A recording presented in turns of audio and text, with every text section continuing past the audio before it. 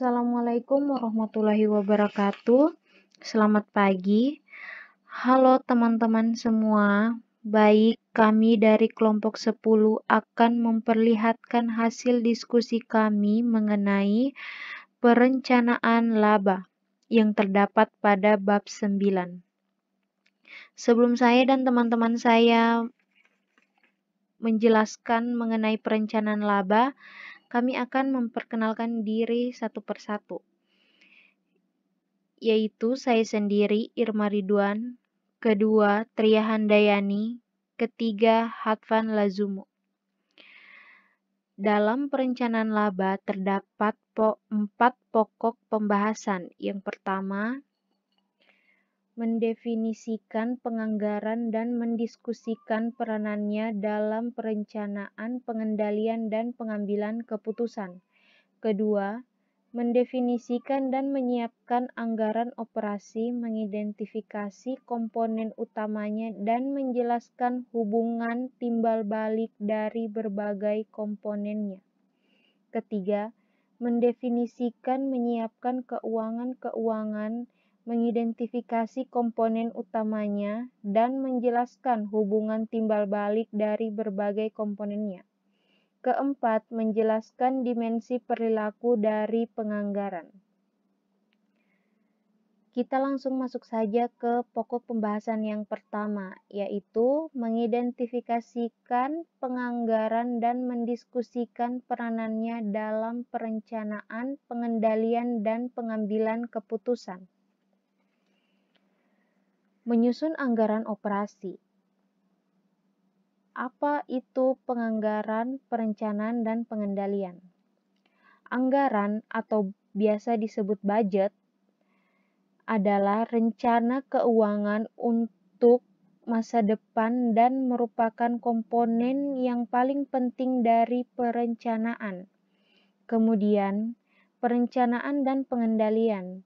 Perencanaan dan pengendalian ini sangat saling berkaitan untuk suatu proses penyusunan anggaran operasi. Perencanaan untuk memandang ke depan untuk mengetahui tindakan yang dapat dilakukan dalam mewujudkan suatu tujuan tertentu. Sedangkan pengendalian melihat ke belakang, menentukan kondisi yang sebenarnya terjadi dan membandingkannya dengan hasil yang direncanakan sebelumnya. Kemudian, dalam mendeskripsikan penganggaran, terdapat 4 keunggulan penganggaran. Yang pertama itu perencanaan. Sistem penganggaran memberikan beberapa keunggulan pada sebuah perusahaan, yaitu perencanaan ya. Perencanaan penganggaran memaksa manajemen untuk merencanakan masa depan. Penganggaran mendorong para manajer untuk membangun tujuan perusahaan secara menyeluruh, memperkirakan berbagai permasalahan, dan mengembangkan kebijakan masa depan. Kemudian keunggulan yang kedua yaitu informasi untuk pengambilan keputusan. Anggaran meningkatkan hasil dari pengambilan keputusan. Nah, misalnya seorang pemilik restoran nih yang mengetahui pendapatan yang diharapkan dan biaya daging, sayuran, keju, dan lain-lain, tentu akan membuat perubahan menu yang dibuat sehingga lebih murah dan mengurangi penggunaan bahan baku yang lebih mahal. Keputusan yang lebih baik tersebut pada akhirnya dapat membuat para pelanggan senang dengan tetap memberikan pendapatan yang layak kepada juru masak, pelayan, dan orang lain yang bekerja di restoran tersebut.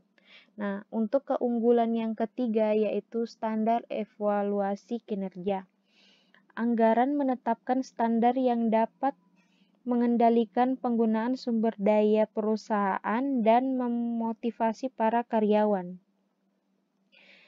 Bagian penting dari sistem penganggaran adalah pengendalian atau kontrol. Dilakukan dengan membandingkan antara hasil aktual dan hasil yang dianggarkan pada periode dasar. Misalnya bulan ya atau bulanan. Kemudian keunggulan yang keempat yaitu meningkatkan komunikasi dan koordinasi. Anggaran juga berfungsi untuk menyampaikan dan mengkoordinasikan rencana perusahaan kepada setiap karyawan. Jadi, karyawan dapat menyadari peran mereka dalam mencapai tujuan tersebut. Karena anggaran dari berbagai bagian dan aktivitas harus saling bersinergi dalam mencapai tujuan perusahaan, maka koordinasi sangat diperlukan. Kemudian kita masuk ke subpokok bahasan yang kedua, yaitu mendefinisikan dan menyiapkan anggaran operasi, mengidentifikasi komponen utamanya, dan menjelaskan hubungan timbal balik dari berbagai komponennya.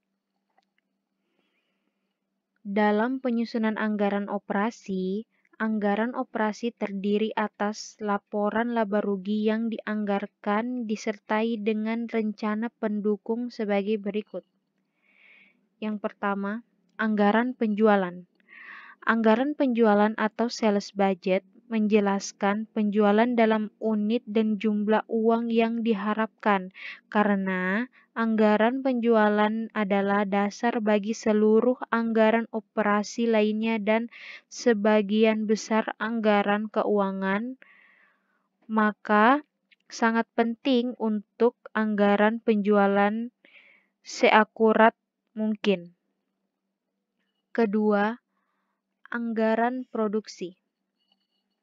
Anggaran produksi atau production budget menjelaskan beberapa banyak unit yang harus diproduksi untuk memenuhi kebutuhan penjualan dan untuk memenuhi kebutuhan persediaan akhir.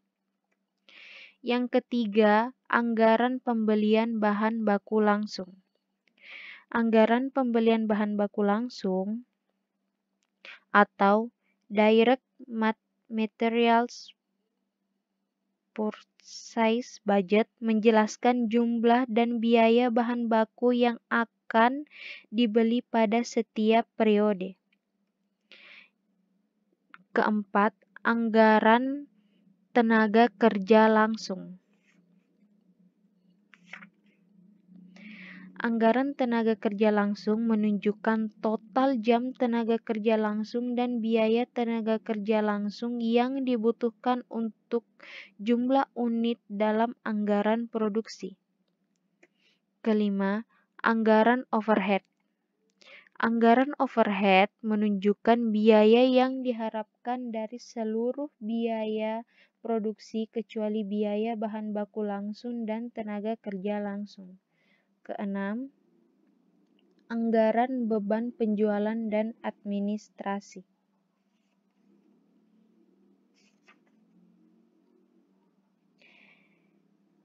Anggaran beban penjualan dan administrasi menjelaskan pengeluaran yang direncanakan untuk aktivitas non-manufaktur.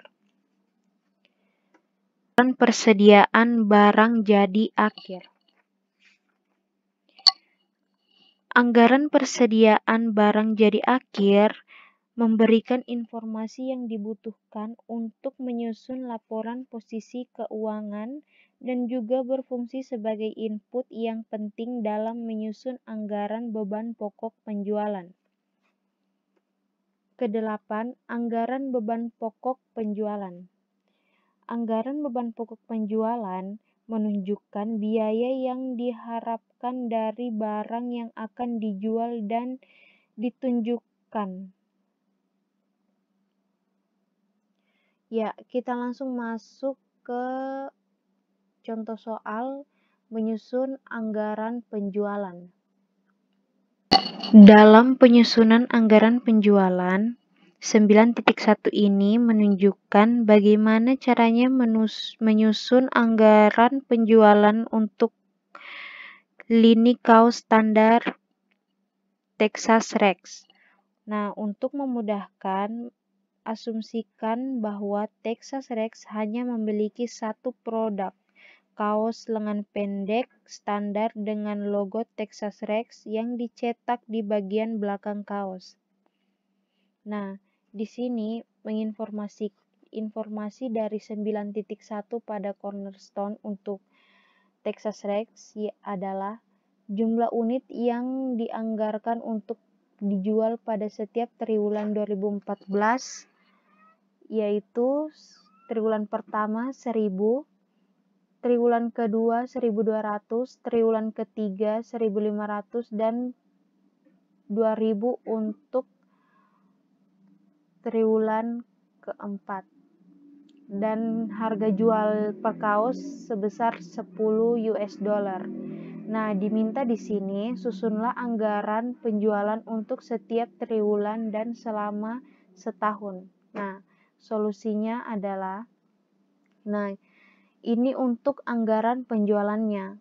Pertama, triwulan pertama jumlah unitnya adalah 1.000, triwulan kedua 1.200, triwulan ketiga 1.500, dan triwulan keempat 1.200, dan tahunannya 5.700. Dan harga jual per unit untuk triwulan pertama ini dikalikan 10 dari triwulan pertama sampai triwulan keempat hingga tahunannya itu dikalikan 10. Karena sudah diketahui di sini harga jual per kaosnya adalah $10. Nah, jadi total anggaran penjualannya adalah 1.000 dikali 10, 10.000, 1.200 dikali 10, 12.000, 1.500 dikali 10, 15.000, dan triwulan keempat 2.000 dikali 10 US dollar 20.000. Nah, jadi tahunannya 5.700 dikali 10 US dollar, harga totalnya ialah 57.000. Nah, anggaran penjualan disusun, anggaran produksi memberikan keterangan kepada manajer berapa jumlah unit yang harus diproduksi untuk memenuhi penjualan yang diperhitungkan dan kebutuhan persediaan akhir. Di sini telah diketahui unit yang dianggarkan akan dijual setiap triwulan pertama 1.000, triwulan kedua 1.200, triwulan ketiga 1.500, dan 2.000 untuk triwulan keempat. Asumsikan bahwa kebijakan perusahaan memutuskan agar 20% dari penjualan setiap triwulan berikutnya sebagai persediaan akhir dan persediaan awal kaos untuk triwulan pertama tahun ini adalah 180 unit. Asumsikan juga bahwa penjualan pada triwulan pertama 2015 diperkirakan sebesar 1.000 unit. Nah, diminta hitunglah persediaan akhir yang digunakan dalam unit setiap triwulan pada tahun tersebut. Berapakah jumlah persediaan akhir dalam unit pada tahun tersebut? Kemudian susunlah anggaran produksi pada setiap triwulan dan untuk tahun yang bersangkutan. Nah, solusi untuk pengerjaan penyusunan anggaran produksi ini cornerstone 9.2. Yang pertama, telah diketahui persediaan akhir triwulan pertama sampai triwulan keempat, yaitu 1.200, 1.500, 2.000, dan 1.000 pada triwulan keempat. Nah, ini dikalikan dengan 20% atau 0,20, jadi hasilnya 240 pada triwulan pertama, triwulan kedua 300, triwulan ketiga 400, triwulan keempat 200.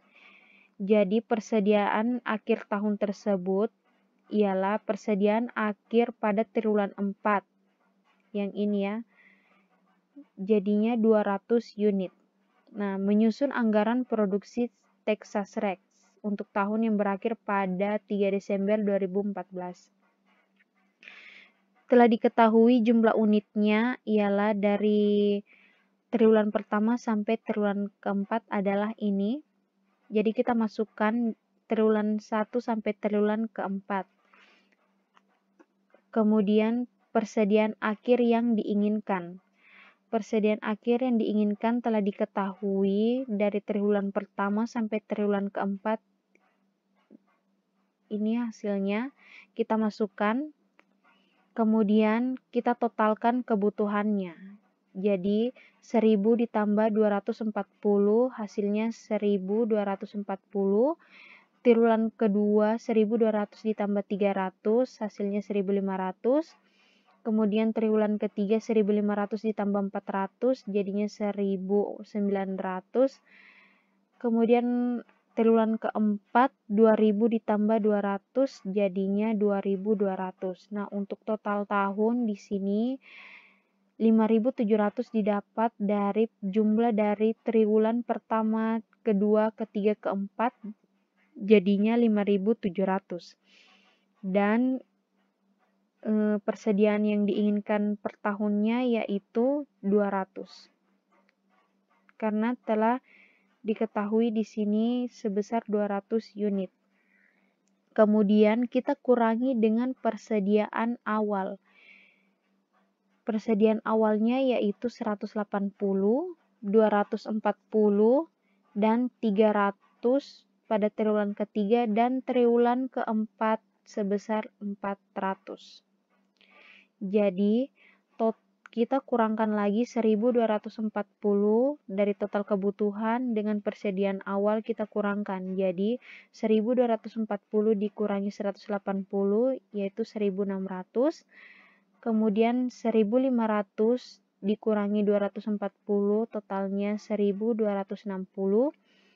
Triwulan ketiga 1900 dikurangi 300 hasilnya 1600.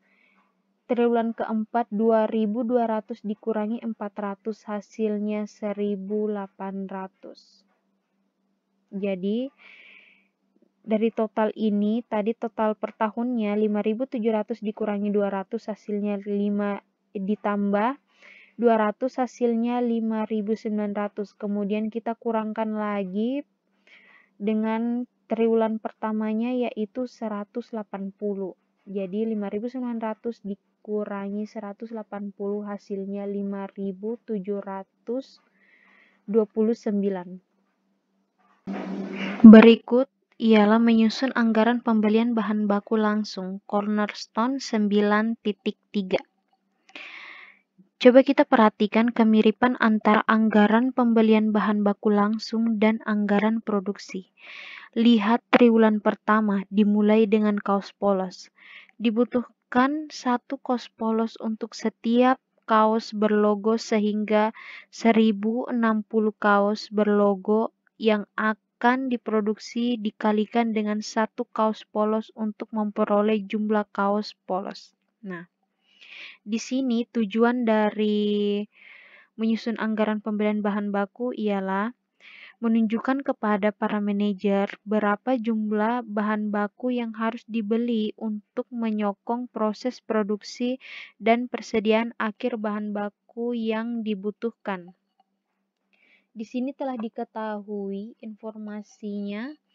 Unit yang dianggarkan akan diproduksi untuk setiap triwulan pertama 1060, triwulan kedua 1260, triwulan 3 1600, dan 1800 untuk triwulan keempat. Biaya kaos polos masing-masing sebesar $3 dan biaya tinta untuk sablon sebesar 0,20 per ons. Jika menggunakan dasar per unit, pabrik membutuhkan 1 kaos polos dan 5 ons tinta untuk setiap kaos berlogo yang diproduksi. Kebijakan Texas Rex adalah menyimpan 10% dari kebutuhan produksi triwulan berikutnya dalam persediaan akhir. Pabrik memiliki 58 kaos polos dan 390 ons tinta pada 1 Januari. Pada akhir tahun, persediaan akhir yang diinginkan adalah 106 kaos polos dan 530 ons tinta. Nah, cornerstone 9.3 ini diminta. Yang pertama, hitunglah persediaan akhir kaos polos dan tinta untuk triwulan 2 dan 3. Kemudian, yang kedua, susunlah anggaran pembelian bahan baku langsung untuk kaos polos dan tinta. Nah, jadi solusinya di sini kan telah diketahui persediaan akhir kaos polos triwulan 2 dan 3 yaitu sebesar 1.600 dan 1.800. Ini kita kalikan satu kaos dan kita kalikan 0,10 atau 10%. Jadi 0,10 dikali 1.600 dikali 1 hasilnya 160. Begitupun juga pada persediaan akhir kaos polos triwulan 3 sebesar 180. Kemudian persediaan akhir tinta triwulan 2 1.600 dikali 5 ons. 5 ons yaitu untuk setiap kaos yang berlogo diproduksi itu tintanya sebesar 5 ons. Jadi 1.600 kita kali 5. Kemudian kita kalikan dengan 0,10 hasilnya 800. Begitupun juga pada triwulan 3 di mana hasilnya 900. Kita masuk pada penyusunan anggaran pembelian bahan baku langsung untuk tahun yang berakhir pada 3 Desember 2014. Ini pencatatan anggaran pembelian untuk kaos polos. Telah diketahui triwulan 1 sampai 4-nya yaitu triwulan 1 unit yang dijadikan produksi tadi ialah 1060, triwulan 2 1260, triwulan 3 1600 dan triwulan 4 1800. Jadi total tahunnya ini kita totalkan triwulan 1 sampai 4 totalnya 5.720. Nah, bahan baku langsung per unitnya kita kalikan dengan 1. Jadi 1060 kita kali 1 hasilnya 1600. Di sini 1060. Kemudian 1260 kita kali 1 hasilnya tetap 1260. Begitu seterusnya karena masih tetap dikalikan 1. Kemudian ini adalah total kebutuhan produksinya. Kemudian kita tambah dengan persediaan akhir yang diinginkan, yaitu 1.600 ditambah 126. Hasilnya 1.186. Kemudian triwulan kedua 1.260 ditambah 160 hasilnya 1.420. Triwulan ketiga 1.600 ditambah 180 hasilnya 1.780. Triwulan keempat 1.800 ditambah 106 hasilnya 1.906. Jadi total per tahunnya ialah 5.826. Jadi ini semua total kebutuhannya dan kita kurangi dengan persediaan awal. Nah, telah diketahui persediaan awalnya tadi itu 58. Triwulan kedua persediaan awalnya 126. Triwulan ketiga 160. Triwulan 4 180. Jadi kita masukkan di sini per tahunnya diambil dari triwulan pertama yaitu 58. Jadi total kebutuhan dikurangi dengan persediaan awal triwulan pertama yaitu hasilnya 1.128, triwulan 2 1.294, triwulan 3 1.620, triwulan 4 1.726. Jadi kita totalkan, jadi total per tahunnya ini adalah 5.768. Kemudian bahan baku langsung yang akan dibeli ini kita kalikan lagi dengan biaya per kaosnya. Biaya per kaosnya itu sebesar 3. Yang dimana di sini telah diketahui sebesar 3 US dollar. Jadi 1.128 dikali 3 hasilnya 3.384. Triwulan kedua 3.882. Triwulan 3 4.860. Triwulan 4 5.178. Jadi total per tahunnya per tahun 2014 ini adalah 17.304. Itu sebesar 5 ons. Jadi kita kalikan dengan 5. 1060 dikali 5 hasilnya 5.300. 1.260 dikali 5 hasilnya 6.300. Dan 1.600 dikali 5 hasilnya 8.000. Dan triwulan keempat 1.800 dikali 5 hasilnya 9.000.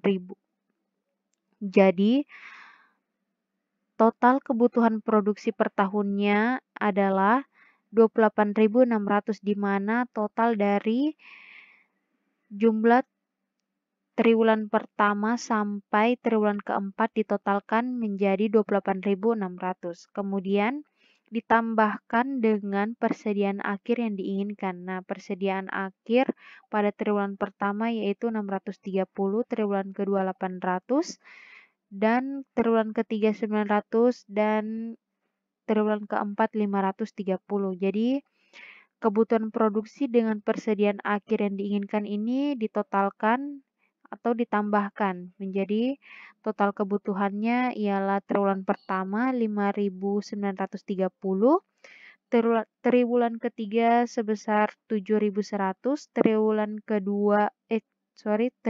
ketiga sebesar 8.900, dan triwulan keempat sebesar 9.530. Jadi total per tahun dari triwulan pertama sampai keempat adalah 29.130.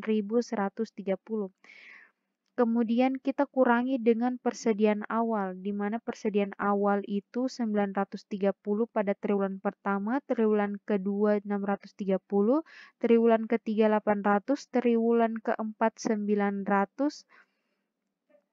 Jadi kita kurangi tadi total kebutuhan dengan persediaan awalnya kita kurangi. Jadi triwulan pertama bahan baku langsung yang akan dibeli itu 5.540, triwulan kedua 6.470, triwulan ketiga 8.100, triwulan keempat 8.630. Jadi total bahan baku yang akan dibeli untuk per tahunnya selama 2014 adalah 28.740. Kemudian kita kalikan lagi dengan biaya per onsnya 2% atau 0,20. Jadi bahan baku langsung yang tadi dibeli dikalikan lagi dengan biaya per onsnya 2% atau 0,20. Jadi triwulan pertama total biaya pembelian tintanya adalah 1.108, triwulan kedua 1.294, triwulan ketiga 1.620, dan triwulan keempat 1.726. Jadi total per tahun untuk pembelian tinta adalah 5.748, di mana 28.740 dikali dengan 2% atau 0,20 hasilnya 5.748. Jadi kita jumlahkan bahan baku langsung yang akan pembelian bahan baku langsung adalah 4.429, di mana triwulan pertama ini total pembelian tinta ditambah dengan total pembelian kaos polos 3.384 ditambah dengan 1.108 hasilnya 4.429. Begitu seterusnya untuk triwulan kedua, 3, dan 4, di mana totalnya total bahan baku langsungnya triwulan kedua 5.176, triwulan ketiga 646.480, triwulan keempat 6.904. Jadi total per tahun untuk bahan baku langsung adalah 23.052.